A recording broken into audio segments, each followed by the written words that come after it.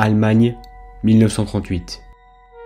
Le pays est plongé dans une terrible idéologie, le nazisme, guidé par Adolf Hitler et son Troisième Reich.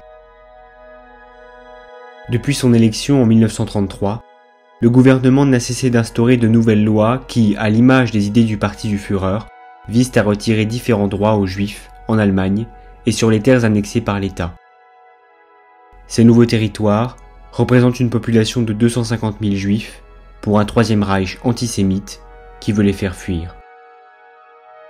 Laissant à la Gestapo, police spéciale du Troisième Reich, le temps de faire son œuvre, le Führer, après s'être arrêté successivement dans les principales villes qui jalonnent la route de Munich à Vienne, fait une entrée spectaculairement triomphale dans la capitale autrichienne. Et derrière les automitrailleuses, parmi les hommes en armes, Hitler, acclamé, arrive en conquérant à l'hôtel impérial devant lequel une foule immense s'est massée.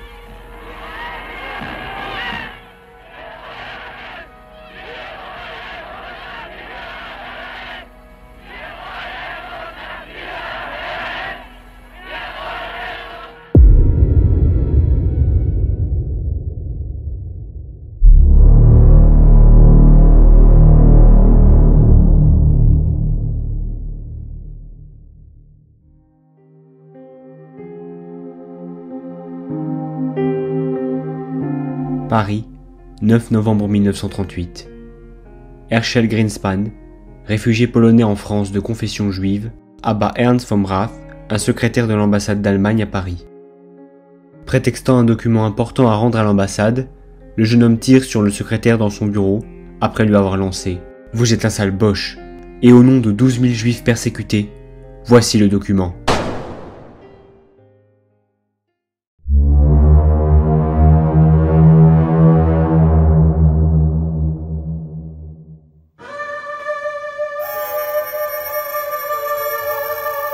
Hitler, prévenu de la mort de von Rath, décide d'utiliser cet événement comme un prétexte.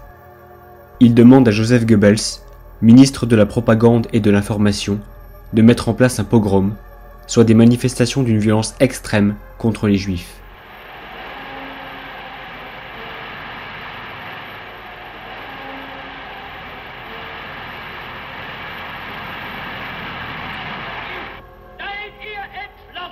Goebbels informe pendant son discours pour le Tag der Bewegung, jour du mouvement, que von Rath est mort et que des soulèvements anti-juifs ont commencé.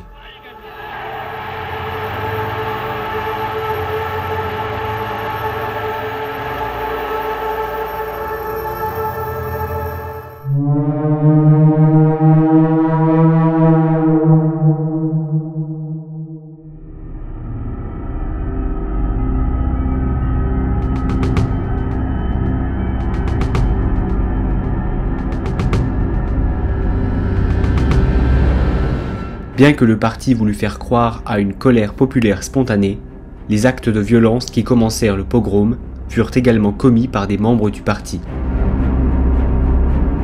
La SA, ou Sturmabteilung, organisation paramilitaire du parti nazi, commet destruction et incendie. Un journaliste nazi commente en direct l'incendie de la grande synagogue de Vienne. Wir stehen mit unserem Mikrofon in dem großen Leopoldstädter Judentempel. Nous sommes ici dans la grande synagogue de Leopoldstadt. L'appeler encore ainsi aujourd'hui est en fait un peu flatteur, car suite à l'action sans nom de Paris, les habitants ariens et volontaires de ce district ont pu exprimer leur haine viscérale des Juifs.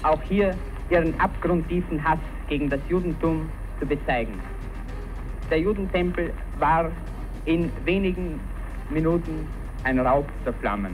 La synagogue a été en flammes en quelques minutes. Il ne reste plus que le squelette de cette synagogue, de ce somptueux bâtiment construit avec beaucoup d'argent.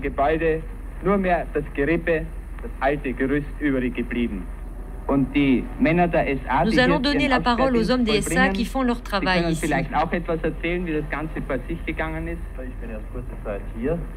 Nous évacuons la place à cause du risque d'effondrement de la synagogue.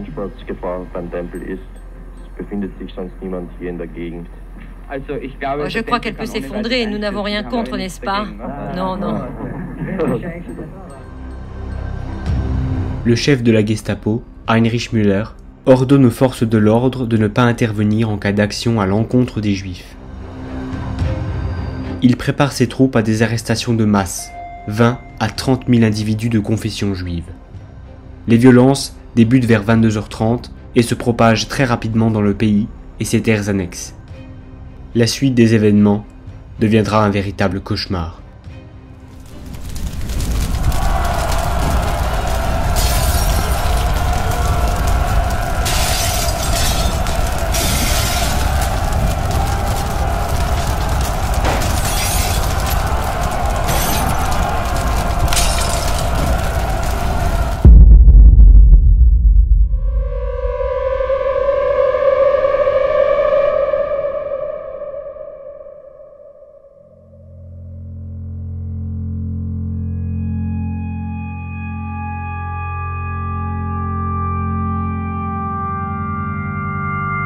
« 10 novembre 1938, lendemain d'une terrible nuit. Hitler demande à Goebbels d'arrêter le pogrom qui persiste. Le bilan est très lourd. Selon Saul Friedlander, 267 synagogues, dont celle d'Opole en Pologne ou encore d'Eisenach en Allemagne, et plus de 7500 boutiques et entreprises sont détruites. Entre 20 et 30 000 juifs seront déportés dans des camps de concentration et seront victimes de violences extrêmes. Le pogrom coûtera la vie à 91 juifs et marquera à jamais la mémoire de ceux qui ont survécu.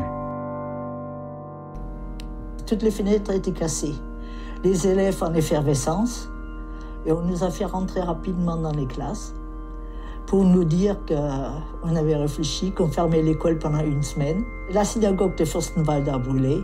Les magasins juifs, il y en avait plusieurs, tout était détruit. Le cristal, comme il dit, c'est-à-dire le verre de sécurité, il jonchait les rues. Est-ce qu'à ce moment-là, la peur prend le dessus? On sent comme une chape de plomb qui vous comme dessus. On n'a pas plus peur parce que je veux dire, on vivait dans cette atmosphère depuis quelques années déjà. Ça n'a rien rajouté au quotidien quand on se faisait insulter quand on allait dans la rue, etc. Donc, surtout nous les enfants. Et quand je suis arrivée chez moi, ma mère était dans tous ses états parce qu'on venait d'arrêter mon père. Mon père qu'on a amené d'abord au commissariat de police, comme tous les autres hommes de Fürstenwald. On avait arrêté tous les hommes. Oui, ils sont restés 2 jours. Après 2 jours, on nous a amenés dans un camp de concentration à Sachsenhausen.